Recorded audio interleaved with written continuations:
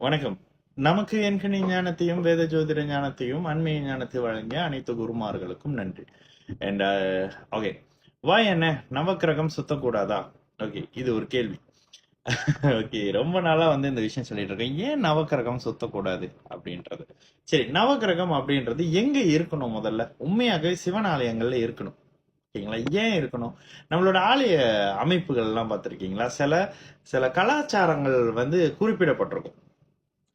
சிவன் டெம்பிள்னா இப்படிதான் இருக்கணும், விஷ்ணு டெம்பிள்னா இப்படிதான் இருக்கணும், அம்மன் டெம்பிள்னா இப்படிதான் இருக்கணும், விநாயகர் டெம்பிள்னா இப்படிதான் இருக்கணும், முருகன் டெம்பிள்னா இப்படிதான் இருக்கணும் அப்படின்ற அமைப்புல சிவன் டெம்பிள் அப்படின்னு இருந்ததுன்னா அதுல கண்டிப்பாக நவக்கிரகங்கள் அப்படின்றது ஒரு அங்கமாக இருந்தே தீர வேண்டும். ஏன்? இந்த மொத்த இந்த பிரபஞ்சத்தையும் சிவன் தன்னுடைய கண்ட்ரோல்ல வச்சிருக்கார் அப்படின்ற மாதிரியான விஷயம். அப்புறம் நீங்களே சொல்லுவீங்களே, சிவன் நினைச்சாலும் சனியை கண்ட்ரோல் பண்ண முடியாது அப்படின்னு சொல்லுவீங்களே அப்படின்னு நீங்க ஒரு கேள்வி கேட்டீங்கன்னா, ஆமா. ஏன்னா இந்த சனீஸ்வர பகவானை, சனீஸ்வரன் அப்படின்னா சனி ஈஸ்வரன் கிடையாது, சனிச்சரா. ஓகேங்களா? அது சனிச்சரன் அப்படின்னாக்கா மெதுவாக நகரக்கூடிய பிளானட் அப்படின்னு ஒரு விஷயம் இருக்கு. அப்ப ஏன் இப்படி சொன்னாங்க அப்படின்னா, இந்த சனியை கெட்டதுக்கு படைச்சதே சிவபெருமான் தான். எந்த கெட்டது? நம்ம பண்ண கெட்டதை, என்னுடைய கர்ம வினையை கிளியர் பண்றதுக்காக உள்ள ஒரு பிளானட். அதனாலதான் சனி ஈவ இறக்கம் இல்லாம ஒருத்தரை தண்டிப்பார். சரி, இப்ப ஏன் நவக்கிரகம் சுத்தக்கூடாது? அதான கேள்வி.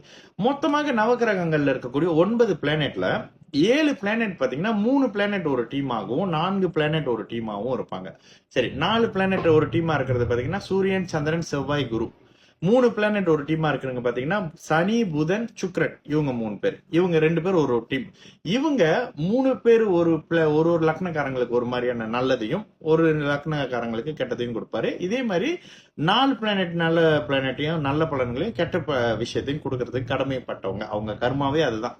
இதுக்கப்புறம் ராகு கேது ஒரு நியூட்ரல் பிளானட் மாதிரி நமது கர்ம வினை கேட்டாற் போல எங்க இருக்காங்க, எப்படி இருக்காங்கன்றது மாதிரியான பலனை கொடுப்பாங்க. இப்போ மொத்தமாகவே மெஜாரிட்டியா நமக்கு நன்மை குறைவா இருக்கக்கூடிய இடத்துல ஆல்ரெடி அடி வாங்கிட்டு இருக்கிற நம்ம நவக்கிரகம் அப்படி இப்படின்னு சுத்தும்போது இன்னும் பிரச்சனைகள் அதிகமாக வரும்.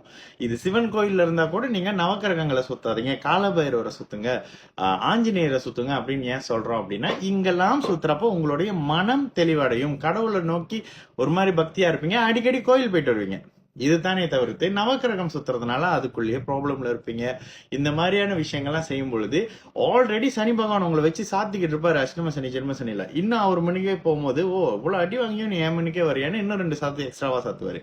இதை விட்டு உங்களுடைய லக்னம், லக்னாதிபதியின் அதிதேவதைகளையும் உங்களுடைய குலதெய்வத்தையும் இஷ்ட தெய்வத்தையும் வழிபாடு பண்ணுங்க. வேற்று மதக்காரங்களா இருந்தா உங்க மத கடவுள்களை வழிபாடு பண்ணுதுங்க, நல்லது நடக்கும்.